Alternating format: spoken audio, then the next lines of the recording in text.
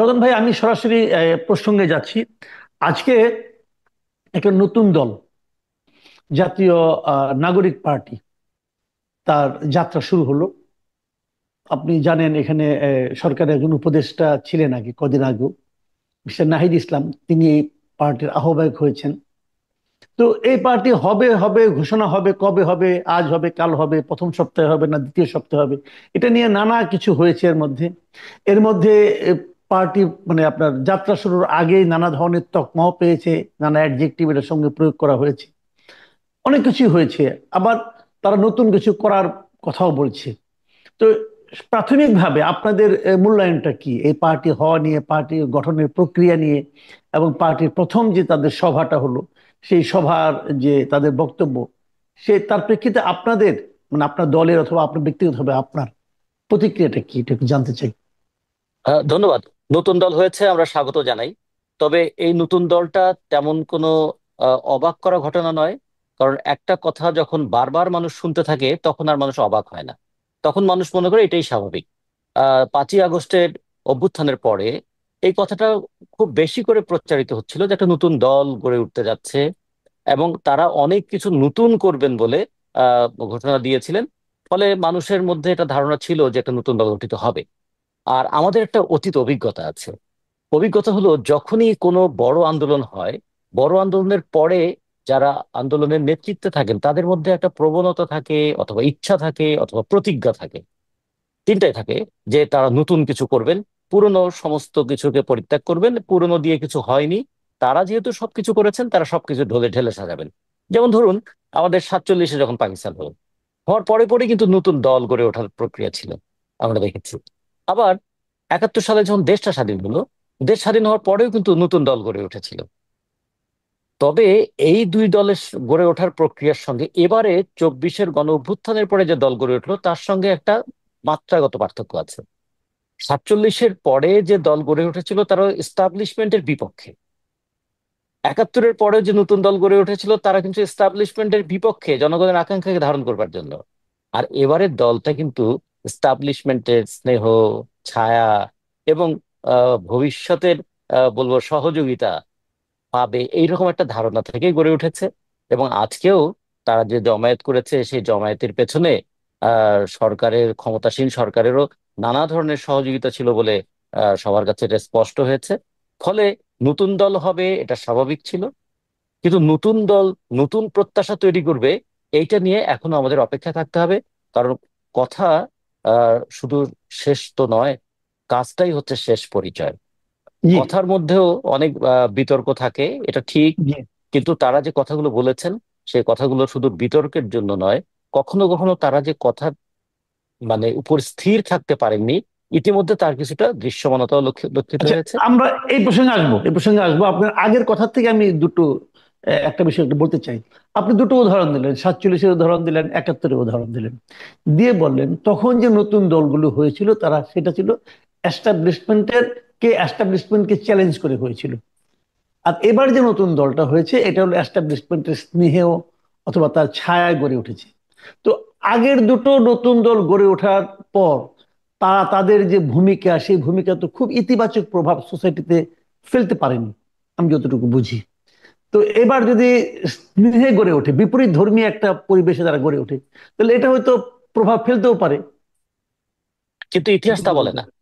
47-এর পরে যখন আওয়ামী মুসলিম লীগ গড়ে উঠলো, তা কিন্তু একটা ইতিবাচক প্রভাব ফেলেছিল সেই সময়ে। কিংবা তার পরবর্তীতে যে ছাত্র সংগঠন গড়ে উঠেছিল, তারা যে ইতিবাচক ফল সমাজে নিয়ে এসেছিল, তার আমরা তিনটা জিনিস দেখেছিলাম। প্রথমত, ভাষা আন্দোলনে আমাদের একটা জাতির আত্মপরিচয়ের জায়গা তারা তৈরি করে দিয়েছিলেন। দুই, 54 যুক্তফ্রন্ট নির্বাচনের মধ্য দিয়ে মুসলিম লীগকে তারা ধরাশায়ী করে দিয়ে এখানে একটা গণতান্ত্রিক রাজনীতির পথ রচনা করেছিলেন। 3 নম্বর, এই বাংলাদেশে একটা বিতর্ক তৈরি হয়েছিল যে ধর্মের ভিত্তিতে একটা দেশ কি হয়, নাকি দেশ গড়ে ওঠে মানুষের সংস্কৃতি, তার অর্থনীতি, তার ভৌগোলিক সীমারেখা, তার ভাষা এবং তার অতীতের দীর্ঘদিনের লড়াই সংগ্রামের মধ্য দিয়ে গড়ে ওঠা আকুতির মধ্য দিয়ে। ফলে এই প্রশ্নটা তারা ফয়সলা করেছিল। 71-এর পরেও, স্বাধীনতার পরে আমাদের যে আকাঙ্ক্ষা ছিল না, সাম্য, মানবিক মর্যাদা, সামাজিক সুবিচার চাই, যখন স্বাধীনতার পরে সেই জায়গায় ক্ষমতাসীনরা আর পা ফেলতে পারছিল না, খেয়াল করে দেখবেন একাত্তরের 16ই ডিসেম্বর দেশটা স্বাধীন হলো, 72 সালের জুলাই মাসের দিকে কিন্তু ছাত্র সংগঠন গড়ে উঠলো। আর আগস্ট অক্টোবরে গিয়ে নতুন দল যে গড়ে উঠলো, সেখানে তারা বলেছিল মুক্তিযুদ্ধের অপূর্ণ স্বপ্নকে তারা বাস্তবায়ন করবে। এবং সেই দল একটা ফ্যাসিস্ট হয়ে ওঠার প্রক্রিয়াকে তারা চ্যালেঞ্জ করেছে। পরবর্তীতে তারা কতটুকু তাদের ধারাবাহিকতা ধরে রাখতে রাখতে পেরেছে এটা পরের বিষয়। কিন্তু সেই দিন কিন্তু ওই দল ছাড়া ক্ষমতাসীনদের যে কর্তৃত্ব, একচ্ছত্র আধিপত্য, সেটাকে চ্যালেঞ্জ করার মতো যুব শক্তির যে নৈতিক শক্তিটাকে ঊর্ধ্বে তুলে ধরার মতো আর কেউ ছিল না। ফলে এই দুই ক্ষেত্রে কিন্তু তারা একটা সোশ্যাল, যে মরাল, যে ভ্যালুস, সেটা তারা গড়ে তুলেছিলেন। যে ক্ষমতার মানে রুটি মাখন খেয়ে নয়, বরঞ্চ সেটাকে মানে উপেক্ষা করে প্রয়োজনে মাখনের পরিবর্তে রক্ত দিয়েও অধিকার রক্ষার সংগ্রামটা করতে হবে। তা সেটা ছিল একটা দিক। আর এবার কিন্তু আমরা ঠিক সেরকম দেখি নাই। এবার আমরা পুরো লড়াইটাই ছিল আমাদের ফ্যাসিবাদের বিরুদ্ধে, ফ্যাসিস্ট শাসনের অবসানের যে জন্য। কিন্তু 5ই আগস্টের পর অন্তত আগস্ট মাস জুড়ে গোটা দেশে মানুষের মধ্যে যে উচ্ছ্বাস ছিল একটা নতুন ধরনের রাজনীতি আমাদের এখানে গড়ে উঠুক। কিন্তু তার পরবর্তীতে কয়েকটা বিষয়ে প্রশ্নবিদ্ধ হয়েছে। লড়াইটা ছিল ফ্যাসিস্ট হাসিনার বিরুদ্ধে। হাসিনা ফ্যাসিস্ট হয়ে উঠেছিলেন প্রশাসন, পুলিশ এবং অন্যদের সহযোগিতায়, ব্যবসায়ীদের সহযোগিতায়। কিন্তু আহ শেখ হাসিনার পতন এবং পলায়নের পরে প্রশ্ন উঠলো জাতীয় সঙ্গীত পরিবর্তন করে ফেলো। প্রশ্ন উঠলো যে আমাদের এখানে সংবিধান পরিবর্তন করে ফেলো। মানুষ প্রশ্ন করলো, আসলে ম্যান্ডেট কি এটা ছিল? আমরা তো লড়েছিলাম ফ্যাসিস্ট হাসিনার অবসানের জন্য। ফলে হঠাৎ করে এই বিষয়গুলো চলে এলো কেন? তো তখনই মনে হলো তাহলে আমাদের লড়াই এবং ভেতর থেকে যারা মানে লড়াই গড়ে তুলেছেন বলে যাদেরকে বলা হয়, তাদের আকাঙ্ক্ষা, জনগণের আকাঙ্ক্ষা এবং তাদের আকাঙ্ক্ষার মধ্যে মিল কি থাকছে? যে মানুষ অকাতরে জীবন দিল ছাত্রদের আহ্বানে এসে, বৈষম্য বিরোধী একটা আন্দোলনে যে শ্রমিক জীবন দিল, খেয়াল করে দেখবেন 5ই আগস্টের পর প্রথম জীবন দিল কিন্তু আবার ওই শ্রমিকরাই মজুরির দাবিতে। তারা 5ই আগস্টের আগেও জীবন দিয়েছে, 5ই আগস্টের পরেও জীবন দিচ্ছে। ফলে মনে হলো তাদের পাশে কি ছাত্ররা দাঁড়াতে পারলো? পারলো না কেন? আজকেও দেখুন, ঢাকা শহরে যে শিক্ষকরা রাস্তায় পড়ে আছে, নন এমপিও শিক্ষকরা, আমরা তো বৈষম্যের বিরুদ্ধে একটা লড়াই করেছিলাম। যারা এত বড় একটা সংগ্রাম করলেন, তারা কি এই বৈষম্য যেখানে যেখানে আছে, সেটা দিনমজুর হোক, শ্রমজীবী হোক, কৃষক হোক, ছাত্র হোক, এমনকি পরিচ্ছন্নতা কর্মী হোক, গৃহকর্মী হোক, তাদের পাশে কিন্তু এখনো খুব বেশি দাঁড়ানোর আমরা দৃষ্টান্ত দেখি নাই গত 7 মাসে। ফলে এই জন্য আমরা ভাবছি কি, যে মনে হচ্ছে যে আমরা একটা নতুন বন্দোবস্ত করে নিজেরা আমরা ক্ষমতাটাকে গড়ে তুলবো। ক্ষমতায় থেকে রাজনীতি করা আর রাজনীতি করতে করতে ক্ষমতায় যাওয়া, এই দুটোর মধ্যে কিন্তু একটা পার্থক্য আছে, সীমারেখা আছে। কিন্তু এইবার সেটা খুব ভালো দেখা যাচ্ছে না। কিন্তু ওনারা তো বলছেন যে ওনারা কেবল ফ্যাসিবাদী হাসিনাকে পতনের জন্যই আন্দোলন করেননি।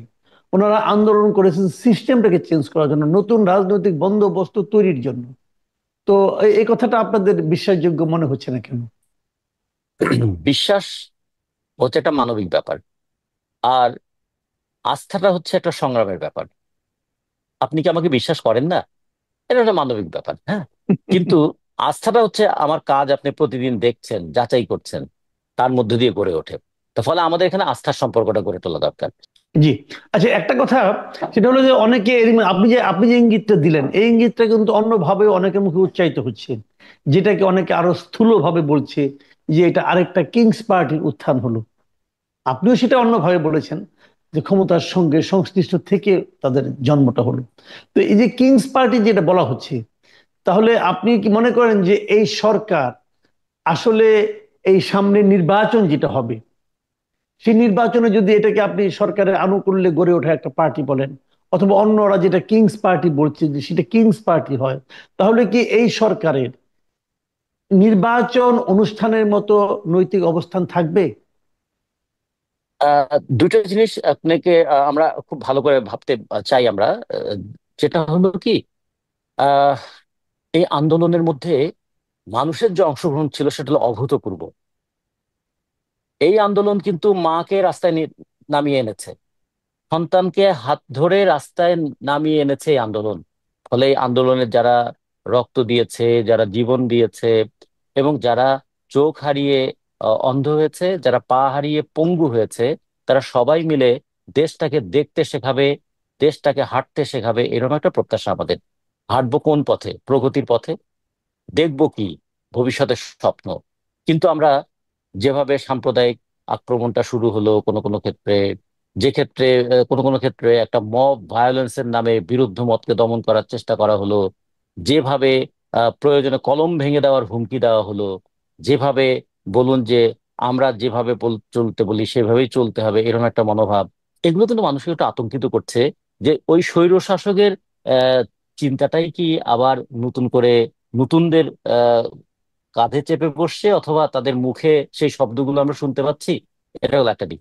কিন্তু মানুষের কিন্তু বিপুল প্রত্যাশা, মানুষের কিন্তু দারুণ আকাঙ্ক্ষা যে এইবার মানুষ একটা নতুন কিছু দেখতে চায়। সেই ক্ষেত্রে আমরা মনে করব যে মানুষের এই আকাঙ্ক্ষা নিয়েই মানুষ কিন্তু আম, চেয়ে আছে। আবার উল্টো দিকে যদি দেখি, যে যারা ক্ষমতার প্রশ্রয় থেকে দল করেন, তাদের সব সময় একটা প্রবণতা থাকে, সেটা হলো পিছনে আমার প্রশাসন আছে, আমার পিছনে পুলিশ আছে, আমার পাশে হয়তো টাকাওয়ালারাও আছে।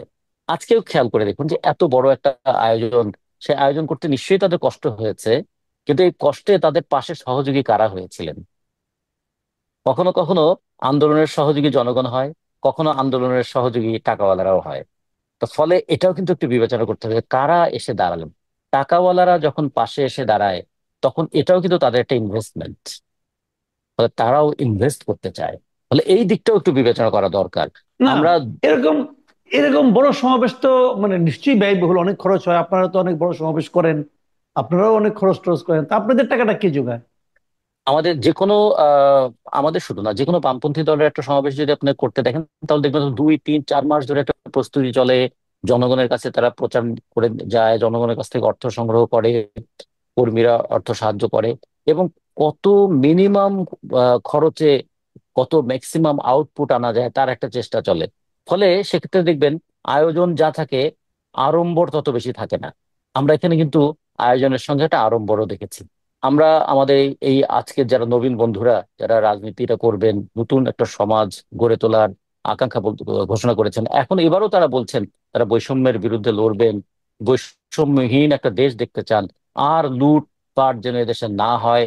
তারা ভারতের দলও দেখতে চান না, পাকিস্তানের দলও দেখতে চান না, তারা বাংলাদেশের মতো করেই দেখবেন। হ্যাঁ, এটাই তো আমাদের চাওয়া। আমরা তো পাকিস্তান থেকে বিচ্ছিন্ন হয়েছিলাম স্বাধীন হওয়ার জন্য। স্বাধীন হওয়ার জন্য বিচ্ছিন্ন হয়ে আমরা তো স্বেচ্ছায় পরাধীন হতে পারি না। আমাদের আর সবচেয়ে বড় কথা, এই বাংলা ভূখণ্ডটাই এমন যে আমরা কখনো দিল্লির বর্ষতাও স্বীকার করি নাই, যখন দিল্লির সম্রাট ছিলেন তখনও। যখন Right. সম্রাটের বিরুদ্ধে আমাদের ঈশা খাঁরা লড়েছিলেন এই সামান্য ক্ষমতা নিয়ে, আমাদের তিতুমিররা লড়েছিলেন, আমাদের সূর্য সেনরা লড়েছিলেন, আমাদের প্রীতিলতারা লড়েছিলেন, এমনকি আমাদের ওই ফকির সন্ন্যাস বিদ্রোহ যেটা হয়েছিল সেটাও এই ভূখণ্ডের, এমনকি সাঁওতাল বিদ্রোহ সেটাও তো এই অঞ্চলের। এটা এত আমাদের মনে যেখানে বসে না। এত যেখানে ভালো ভালো উদাহরণ আছে, তারপরে আমরা আশাবাদী হতে পারছি না কেন? আমরা আশাবাদী তো একটা জিনিস খেয়াল করে দেখুন, আশাবাদী হতে পারছি না এই কথাটা আমি কিন্তু কখনো ঠিক মনে করি না। খেয়াল করে দেখুন এই বাংলা কিরকম আন্দোলনের জায়গা। 47-এ ভারত বিভক্তির পরে ইন্ডিয়াতে কয়টা বড় আন্দোলন হয়েছে? 47 থেকে 2024 এই ভূখণ্ডে কতগুলো আন্দোলন হয়েছে? আমরা হুম। আহ, মানে 52-তে ভাষা আন্দোলন করলাম, 57-তে মৌলানা ভাসানী কাকমারি সম্মেলন করলেন, এবং না, তারপরে তিনি আমরা ঘোষণা বড় দিলেন, বড় হ্যাঁ। আন্দোলন করছি, কিন্তু সেই আন্দোলনটা কিন্তু আমরা ফলটাকে তো আমরা ধরে না, রাখতে পারছি না। আপনি বলেন, দুটো জিনিস 52 এখানে ভাষা খেয়াল। আন্দোলনের পর আমরা যেটা অর্জন করলাম, আমরা কিন্তু ধরে রাখতে পারছি? পাচ্ছে বাংলা ভাষায়। আপনি একটা সিম্পল উদাহরণ দিয়ে বলি, এই 24-এ যে আন্দোলনটা হলো, এই আন্দোলনে এই ছাত্ররা যতগুলি কর্মসূচি হাতে নিয়েছে, যতগুলো, সবগুলি কর্মসূচির নাম ছিল ইংরেজিতে। Complete shutdown, Dhaka blocked. Bangla কোথায় রে ভাই? কোথায় বাংলা? আপনি আমার বলেন, স্টুডেন্ট ফার্স্ট, বাংলাদেশ ফার্স্ট, কোথায় বাংলা? কোথায়? আমি তো বাংলা দেখি না। তো 52 আমরা অর্জন করছি, কিন্তু আমরা কি সেটা ধরে রাখতে পারছি? ওটা কিন্তু আমাদের আরো সামনের দিকে নিয়ে যাওয়ার কথা ছিল, পারছি না তো। একটা হচ্ছে যে না পারার অনেকগুলো দৃষ্টান্ত আছে, কিন্তু পারার যে সম্ভাবনাগুলো আছে আমাদের দেখতে হবে সেই জায়গায়। মানে পরাজিত হওয়াটা একটা ঘটনা, কিন্তু বিজয়ী হওয়াটা হচ্ছে সম্ভাবনা। আমরা ঘটনাটাকে দিয়ে যেন ভবিষ্যতের সম্ভাবনাটাকে শেষ করে না দিই। খেয়াল করে দেখুন যে আমরা যে বলছি বাংলা, বাংলাটাও কিন্তু একটা বাংলা শব্দ নয়। এটাও তো একটা ফার্সি শব্দ। কিংবা না, আমরা যদি দেখি আমি ঠিক প্রচুর ওভাবে শব্দ বলছি না, আছে। মানে বাংলা আমরা ইংরেজি ব্যাপারটা আমাদের না। আমার ব্যাপারটা হলো কি যে আমাদের সাধারণ মানুষের ভাষা, আমাদের সাধারণ মানুষের ভাষা কি ঢাকা একটা জিনিস ব্লকের বলেন না আপনি? না আমি না তো না এটা না বুঝি না। এবার এবার এবার হয়েছে কি, আহ মানুষের মধ্যে একটা ব্যতিক্রমধর্মী জিনিসের প্রতি আকর্ষণ তৈরি করার একটা প্রবণতা আছে। সেখান থেকে তারা মনে করেছিলেন যে হরতাল ঘেরাও এই কথাগুলো শুনতে শুনতে মানুষ বোধহয় একটা হয়েছিলেন। খেয়াল করে দেখুন, মৌলানা ভাসানীকে একসময় কি বলা হয়েছিল? ঘেরাও আন্দোলনের নেতা। তার আগে হুম বলছে হুম হুম ফায়ার ইটার মৌলানা। হ্যাঁ, এই সময় বলতেন ঘেরাও আন্দোলনের জন্ম দিয়েছিলেন। কেউ খাবে কেউ খাবে না তা হবে না, এই স্লোগান তো মৌলানা ভাসানী দিয়েছিলেন। হুম হুম জালো হুম জালো হুম। আগুন জালো, এই স্লোগান তো মৌলানা ভাসানী দিয়েছিলেন। ফলে এই স্লোগানগুলো তো আমাদের এখানে ছিলই। এখন হয়েছে কি, ওই এখন মোড়ক চেঞ্জের সময় তো, মোড়ক পাল্টানোটাই খুব গুরুত্বপূর্ণ। ভিতরের বিস্কিট কিন্তু একই আছে, বাইরের মোড়কটা পাল্টে গেল। তার তার মানে মানে আপনি এই যে মোড়ক দিয়ে আপনি নতুন দল ভঙ্গি নিয়ে দিয়ে খুব একটা আকৃষ্ট করা। আশাবাদী হতে পারছেন না? আমি নতুন দল নিয়ে আশাবাদী হতে পারছি না এই কথাটা যেমন বলছি, সাথে সাথে আমি এটাও বলি, নতুন দলদেরকে একটু সতর্ক হতে বলি যে এই যে জি আশাবাদী হতে পারছি না, তার অতীতের কিছু দৃষ্টান্ত আছে। সেই দৃষ্টান্তগুলোকে তারা যদি বিবেচনা রাখেন, তাহলে নিশ্চয়ই তারা আশা সঞ্চার করবেন। কিন্তু আগের মতোই যদি তারা পথ চলেন, তাহলে আগের মতোই কিন্তু একই ঘটনা ঘটবে। যেটা হবে অনেক, আমরা অঙ্কুরে বিনষ্ট হয়ে যাওয়ার মতো অনেক ঘটনা আমরা দেখেছি। জি। শুরুতেই শেষ হয়ে যাওয়ারও অনেক ঘটনা আমরা দেখেছি। আমরা এইরকম যেন আর না দেখি, এটাই হচ্ছে একটা প্রত্যাশা। সাথে সাথে এটাও বলবো, বারবার মানুষ জেগে ওঠে, বারবার মানুষ রুখে দাঁড়ায়, এবং রুখে দাঁড়ানোর সময় মানুষের একটা অবলম্বন পেতে চায়। এই যে অবলম্বনটা পেয়ে মানুষ ফ্যাসিবাদের বিরুদ্ধে লড়লো, সেই অবলম্বনটাকে যেন মানুষ কখনো মনে না করে ভুল জায়গায় তারা বিশ্বাস স্থাপন করেছেন। জি, অনেক ধন্যবাদ।